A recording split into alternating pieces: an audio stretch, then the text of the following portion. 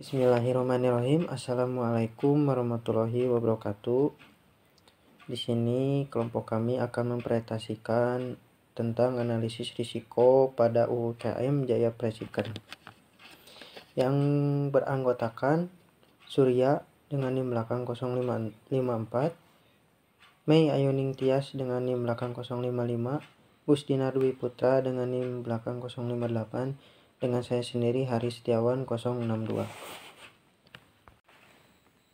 Di sini ada company profile Jaya Preciken, Jalan Raya Ciberem nomor 192, RW 02 Cigugur Tengah, Kecamatan Cimahi Tengah, Kota Cimahi, Jawa Barat. Ada tujuan analisis dan ada dua analisis. Satu, mengetahui risiko yang harus ditangani pada UKM Jaya Preciken. Dua, mengetahui strategi pengelolaan yang dapat dilakukan untuk mengatasi risiko pada UKM Jaya Preciken. Di sini ada objek analisis Jaya Preciken, yang mana merupakan UKM yang memproduksi preciken. Pada analisis ini mengacu pada risiko internal dan eksternal. Perusahaan mulai dari pengadaan bahan hingga penjualan produk pada konsumen. Dan di sini ada metode pengumpulan data dan ada dua, satu wawancara dan dua observasi. Identifikasi risiko.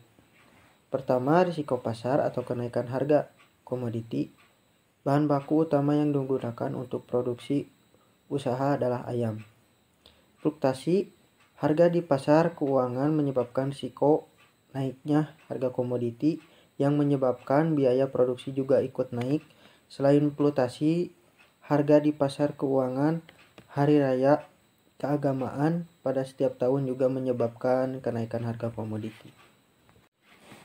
Kedua, risiko keuangan atau pencatatan keuangan UKM. UKM Jaya Preciken masih menggunakan sistem manual dalam pencatatan keuangannya. Selain itu, Jaya Preciken tidak menggunakan sistem akuntansi yang baik dalam pencatatan keuangannya, sehingga memungkinkan terjadinya kesalahan pencatatan. Kesalahan pada pencatatan keuangan dapat menyebabkan kekeliruan dalam pendapatan dan juga pengeluaran UKM. Sekian dari saya, akan dilanjutkan oleh rekan saya. Assalamualaikum warahmatullahi wabarakatuh. Saya Mei Ayuning Tias dengan NIM 055. Di sini saya akan melanjutkan tentang identifikasi risiko, yang dimana identifikasi risiko yang ketiga itu adalah risiko operasional atau risiko produksi, yang dimana UMKM Jaya Preciken ini seringkali tidak memperhatikan jumlah produksi ayam goreng tersebut. Maka apabila ayam diproduksi berlebihan akan menyebabkan tidak laku atau tidak terjualnya ayam. Sedangkan ayam Preciken ini hanya bertahan selama 1 hari dan akan menyebabkan penurunan kualitas apabila disimpan lebih dari batas waktu. Produksi ayam berlebih berisiko pada kerugian. Yang selanjutnya ada risiko operasional, yaitu kekurangan bahan baku atau kurangnya bahan baku. UMKM ini tidak memperhatikan lead time atau waktu tunggu, di mana dalam aktivitas usahanya ini sehingga akan menghambat aktivitas usaha apabila bahan baku habis karena tidak dipersiapkan sebelumnya. Selain tidak memperhatikan lead time, jumlah produksi yang tidak menentu juga menyebabkan kurang jelasnya persediaan bahan baku.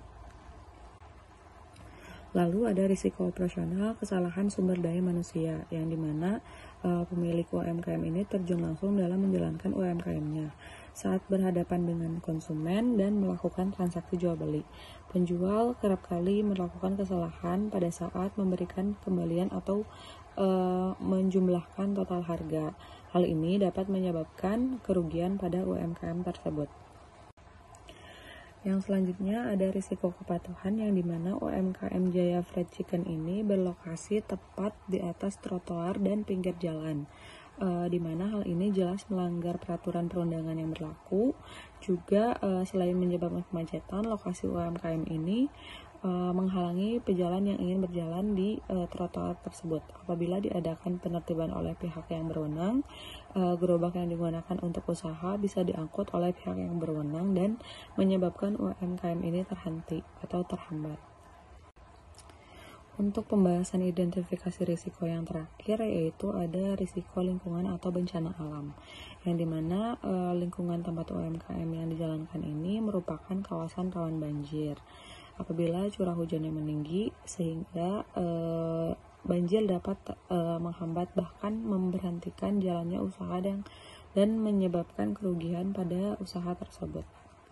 Assalamualaikum warahmatullahi wabarakatuh. Nama saya Gusdinar Dwi Putra dengan NIM belakang 058. Ya, saya akan melanjutkan presentasi dari rekan saya masuk ke pengukuran risiko ya. Nah, di sini ada tabel pengukuran risikonya. Dari ada nomor kode risiko dari 1 sampai 7 yang sebelumnya sudah dibahas juga. Nah, di sini pengukuran resikonya kita ambil contoh nomor 1, resiko pasar, yaitu kenaikan harga komoditi. Nah, kejadian dalam satu bulannya itu dia 5 kali, maka probabilitas perhitungannya 5 dibagi 30 hari ya, sama dengan 0,167. Berarti kemungkinan terjadinya kejadian ini bisa diperkirakan 16,7% ya. Nah, untuk level resikonya probabilitasnya 3 dari skala 1 sampai 5, dampaknya 4, skala 1 sampai 5 juga. Kemudian nilai resikonya berarti 12 karena 3 dikali 4 menjadi 12. Dan sumber resikonya ini dari eksternal ya. Mungkin ke selanjutannya seperti itu. Sama. Mungkin kita lanjut ke slide selanjutnya. Ya, sekarang lanjut ke pemetaan resiko. Di sini ada grafik ya, yang menunjukkan bagaimana probabilitas dan dampak suatu resiko. Di sini ada garis vertikal dampak dan garis probabilitas horizontalnya probabilitas. Nah, kita bahas dari resiko kuadran 1. Di sini ada 4 kuadran tentunya. Resiko kuadran 1 itu ada resiko pasar, resiko keuangan, ada resiko operasional yang di dalamnya ada kesalahan sumber daya manusia. Nah, resiko 1 ini mengancam pencapaian tujuan perusahaan. Yang kedua ada resiko kuadran kedua, maksudnya ada resiko kepatuhan dan resiko lingkungan. Jika di kuadran kedua ini resiko berbahaya yang jarang terjadi. Kemudian ada resiko kuadran ketiga, di dalamnya ada resiko operasional. Resiko operasionalnya apa? Kekurangan bahan baku. Kemudian yang kedua itu resiko operasional dan di dalamnya itu ada resiko produksi. Nah, resiko kuadran 3 ini resiko yang terjadi secara rutin ya. Ada tiap bulannya itu terjadi. Nah, untuk resiko keempat itu resiko yang tidak berbahaya. Di sini resiko yang kita identifikasi tidak ada resiko di kuadran keempat. Nah, di sini masuk ke pengelolaan resiko ya atau pengendalian resiko ya. Yang pertama itu ada resiko pasar. Kita menggunakan pengendalian resiko yaitu risk retention, atau bisa disebut juga risk retention ini perusahaan menanggung sendiri risiko yang muncul ya.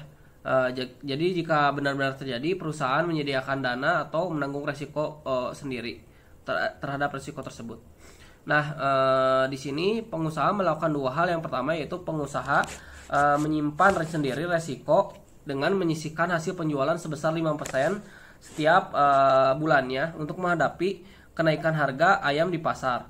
Lalu yang kedua, karena pengusaha mengetahui bahwa masyarakat Indonesia lebih suka memasak ayam sendiri dalam memperingati hari keagamaan misalnya, maka saat itu pengusaha tidak terlalu memproduksi banyak ayam goreng. Maka biaya bahan baku walaupun naik, namun tidak mengganggu modal untuk biaya bahan baku untuk sementara. Ya, di sini pengelolaan resiko yang kedua ada resiko keuangan. Kita menggunakan pengendalian resiko yaitu risk control. Risk control ini nama lainnya adalah pengendalian resiko yang mempunyai peran untuk mengurangi atau meminimalisir resiko yang dihadapi oleh perusahaan ya. Nah, di dalamnya ada pencatatan keuangan dalam menghindari kesalahan dalam pendapatan dan pengeluaran. Perusahaan selalu menyimpan struk belanja atau bond dari setiap pembelian bahan baku maupun biaya yang dikeluarkan. serta selalu mencatat berapa banyak ayam yang dibuat dan berapa yang terjual nantinya. Bisa direkap setiap minggunya sehingga tidak ada yang terlewat dan resiko keuangan ini bisa diminimalisir. Nah, di sini ada yang ketiga yaitu resiko produksi. Kami mengimbau atau menyarankan bahwa resiko ini bisa dikendalikan dengan risk retention, yaitu perusahaan menanggung sendiri resiko yang muncul.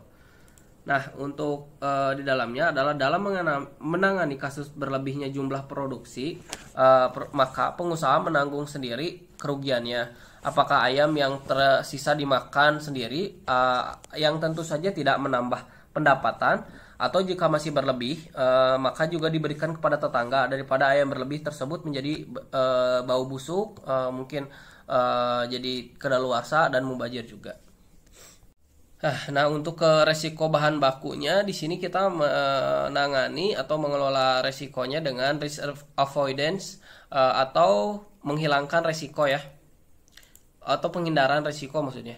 Nah, untuk dalam menangani resiko kekurangan bahan baku, pengusaha mencari supplier ayam yang kiranya berjarak dekat sehingga waktu tunggu dapat diminimalisir. Walau resiko tersebut tidak bisa dihindari karena penjualan setiap harinya pasti berlebih, tapi resiko bahan baku ini bisa kita minimalisir dengan mencari supplier yang tepat sehingga bisa lebih efektif dalam pembelian bahan baku.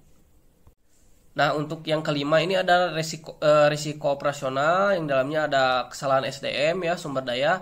Nah, di sini kita menangani dengan risk control atau pengendalian risiko dengan meminimalisir terjadinya risiko tersebut. Nah, untuk menangani kesalahan sumber daya manusia, menghindari risiko kerugian usaha seperti lebihnya kembalian yang diberikan atau kesalahan menjumlahkan harga, maka pada gerobak di tempat penyimpanan ayam diberi keterangan setiap harga per buahnya dan setiap bagian ayamnya. Nah, juga disediakan kalkulator untuk memudahkan penjual untuk menghitung utang. Kemudian ada pencatatan juga setiap penjualan sehingga tidak ada yang terlewat. Baik, terima kasih. Izin memperkenalkan terlebih dahulu, nama saya Surya dengan NIM 054. Saya akan melanjutkan presentasi dari rekan saya, yaitu yang keenam, resiko kepatuhan. Untuk mengenai risiko kepatuhan dengan menghindari razia oleh petugas yang berwenang, maka pengusaha meminta izin agar dapat menggunakan area itu untuk pedagang, atau pengusaha bisa mensurvei area mana yang kiranya tidak terlalu sering didatangi oleh petugas. Ketertiban untuk menghindari usaha yang terhenti. Berikutnya, risiko bencana alam. Pengusaha menjual ayam dengan gerobak yang pasti akan sulit bergerak jika terjadi banjir. Maka pengusaha tidak berjualan apabila sedang banjir. Terlebih mengingat bahwa orang-orang tidak keluar rumah saat sedang hujan. Maka untuk mengatasinya, pengusaha berjualan ayam dengan mempromosikannya lewat WhatsApp grup atau sosial media lainnya yang isinya adalah kontak kenalan dari pengusaha tersebut. Kesimpulannya, berdasarkan analisa yang sudah dilakukan oleh kelompok kami, dapat disimpulkan bahwa risiko yang mungkin dialami oleh UMKM berdasarkan pengukuran dan mapping risiko urutan skala prioritas risiko yang terdapat pada tabel di bawah ini. Kesimpulan selanjutnya, seluruh risiko yang telah dianalisis berdampak pada kerugian yang akan dialami oleh UMKM. Tetapi berdasarkan analisis, kami yang perlu diprioritaskan hingga tidak perlu diprioritaskan kami urutkan sebagai berikut. Risiko operasional yaitu kesalahan sumber daya manusia, risiko keuangan yaitu pencatatan keuangan UMKM, risiko pasar yaitu kenaikan harga komoditif, risiko lingkungan yaitu bencana alam, risiko kepatuhan, risiko operasional yaitu risiko produksi, dan yang terakhir risiko operasional yaitu kekurangan bahan baku. Oleh karena itu perlu penanganan dan pengolahan yang baik untuk mengurangi dampak terjadinya kerugian. Dan untuk saran yang kelompok kami berikan, risiko yang mungkin terjadi atas UMKM Jaya Fried Chicken akan berdampak pada kerugian UMKM. Maka dari itu, pengolahan risiko yang sudah kelompok kami sarankan sebaiknya dapat dipertimbangkan dan diterapkan oleh pengusaha UMKM untuk menghindari kerugian yang lebih besar. Baik, sekian dari presentasi kelompok kami. Kami ucapkan banyak terima kasih.